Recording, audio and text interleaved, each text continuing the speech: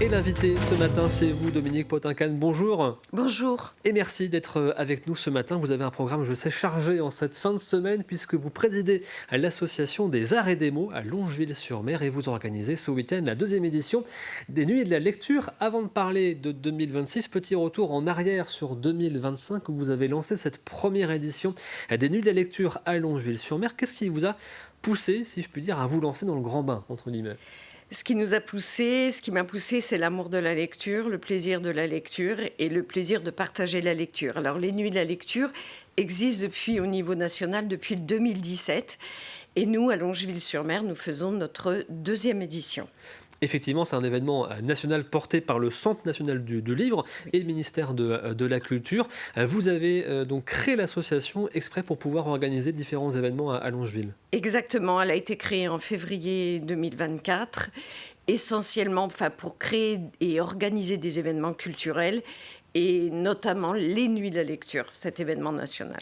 Et une première édition qui a déjà rencontré un beau succès, on peut le dire. Quasiment 19 événements d'organisés sur 2 jours et près de 800 personnes qui étaient au rendez-vous. Exactement, tout à fait. Comment vous l'avez vécu justement cette première ? Eh bien, avec un grand plaisir, jeune association, les nuits, ce terme un peu particulier de la lecture, et qui a vraiment rencontré son public, vous l'avez dit, plus de 800 spectateurs en effectif cumulé. Et donc, une belle première édition. Et donc, vous êtes reparti pour une deuxième édition. C'est ce week-end, samedi et dimanche, avec toujours une programmation qui est très variée. Rencontres d'auteurs, lectures théâtralisées, expositions. Quel est le fil rouge un petit peu de cette deuxième édition ? Alors, déjà, les événements, c'est vendredi et samedi, 23 et 24. Le fil rouge, c'est tout simplement le thème qui est, choisi par le Centre national du livre. Cette année, c'est villes et campagnes. Donc, c'est le fil rouge qui va conduire la création de tous les événements autour de cette thématique. Et donc, 13 événements de prévus, c'est ça, 12, sur vendredi 12 et peut-être 13, vous avez raison, 13. On en a rajouté un. Oui, sur 2 jours. Avec la présence de la marraine qui sera également au rendez-vous à Longeville-sur-Mer. Alors, la marraine ne sera pas physiquement au rendez-vous parce qu'elle est invitée sur des très grands événements nationaux. Nous avons la chance d'avoir Marie-Hélène Lafont comme marraine. Marie-Hélène Lafont, c'est la marraine nationale des Nuits de la Lecture. C'est un grand auteur très primé. Nous l'avons rencontrée au mois de décembre pour une interview exclusive.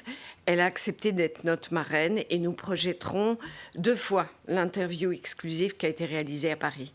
Et donc, vous l'avez dit, le thème, c'est villes et campagnes pour cette nouvelle édition. Ça ouvre beaucoup de perspectives, un thème comme celui-ci. Comment, justement, vous l'avez interprété pour vos événements à Longeville-sur-Mer ? Alors, on l'a décliné autour de la ville et autour de la campagne. Par exemple, pour la ville, avec un fond de campagne, on a choisi Zazie dans le métro de Raymond Queneau. C'est l'histoire d'une petite berrichonne qui monte à Paris, qui n'a qu'une envie, c'est de prendre le métro. Nous allons lire un extrait de cet ouvrage par 3 comédiennes de la compagnie en scène.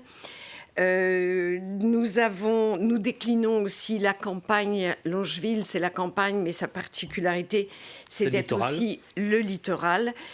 Hugardy, photographe voyageur, nous avons sélectionné, c'était compliqué, choisi 10 photos en noir et blanc qui représentent Longeville et les environs. Une poétesse sablaise qui a écrit des tankas autour de ces photos. La campagne et la ville, nous la déclinons aussi avec une auteure qui a été primée par la Société des écrivains de Vendée, Suzanne Gacheneau. Nous avons une table ronde autour de ses ouvrages et de la thématique. Nous avons travaillé là pendant des mois avec l'EHPAD, des résidents de l'EHPAD et de l'école Jules Verne avec 3 classes qui, dans de l'intergénérationnel, vont présenter des travaux autour de villes et campagnes. Et puis, l'année dernière, nous avons eu un énorme succès avec un film qui a été réalisé par Yves Le Tellier, qui se composait, c'est lui qui a la plus grande, sans doute, collection de cartes postales, qui a composé un film à partir de cartes postales. Et cette année, il a, avec l'intelligence artificielle, animé les images. Donc vous avez une carte postale, puis tout d'un coup vous avez le petit chien qui gambade. C'est extraordinaire et ça porte sur le Longeville de 1900 à 1983. Vous parlez de l'intelligence artificielle. Parfois, les auteurs, justement, s'inquiètent aussi de l'arrivée de l'IA qui pourrait potentiellement peut-être les remplacer. Vous abordez cette question d'ailleurs avec eux ou ce n'est pas encore forcément dans les thématiques? Alors, on l'a abordé avec le réalisateur du film. Là, l'intelligence artificielle n'a fait qu'apporter des choses de la plus-value pour mettre en route ces images-là, sans rajouter d'éléments. Je ne crois pas avoir eu besoin, avec Marie-Hélène Lafond, d'aborder l'IA. Je ne crois pas que l'IA soit prête à écrire des romans tels qu'elle le fait, ni à faire des photos qui sont prises sur le vif. Hugues Hardy, c'est des photos sur le vif qui ne sont pas retravaillées. Donc, on n'en a pas peur, on s'en sert pour ce que ça peut nous apporter.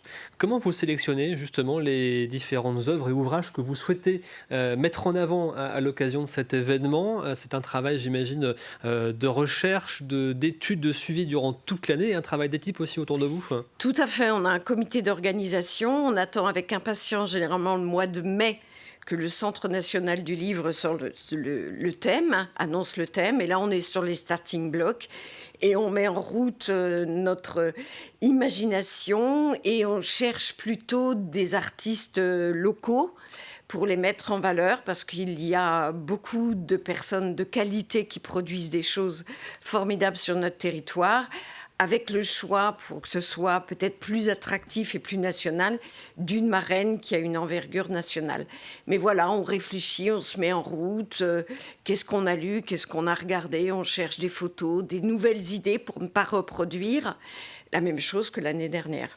Et vous l'avez dit aussi, ce travail avec l'école Jules Verne, c'était important pour vous qu'il y ait une collaboration avec une école pour sensibiliser justement les élèves, les enfants à la littérature dès le plus jeune âge? Exactement. Il est fondamentalement important que les enfants lisent, côtoient l'objet livre, et que Marie-Hélène Lafond le dit dans un article, je crois que c'est dans Télérama, amener les enfants à la lecture, c'est partager avec eux le plaisir. Et c'est exactement ça qu'on fait. Et le but de notre association, c'est par et pour les Longevillais. Donc avec des résidents de l'EHPAD, auprès desquels on a récolté des témoignages, et avec l'école qui va présenter 12 scénettes. Et donc rendez-vous à partir donc de demain, et bel et bien vendredi et samedi à partir de 13h, si je ne dis pas de bêtises, C'est à la ça. salle du Bourg à Longeville-sur-Mer. Tout à fait. Merci beaucoup, Dominique Merci. Potincan, d'avoir été avec nous. Je rappelle, présidente donc, de l'association des arts et des mots. Et vous pouvez. Alors, si on veut d'ailleurs avoir le programme complet de l'événement, où est-ce qu'on peut le retrouver si on veut? Alors, nous sommes référencés sur le site national des Nuits de la Lecture. Il suffit d'écrire Longeville-sur-Mer et vous aurez accès aux 12 événements qui seront détaillés. Merci beaucoup encore une fois, Dominique Potincan. Donc rendez-vous demain et samedi à Longeville-sur-Mer pour cette deuxième édition des Nuits de la Lecture.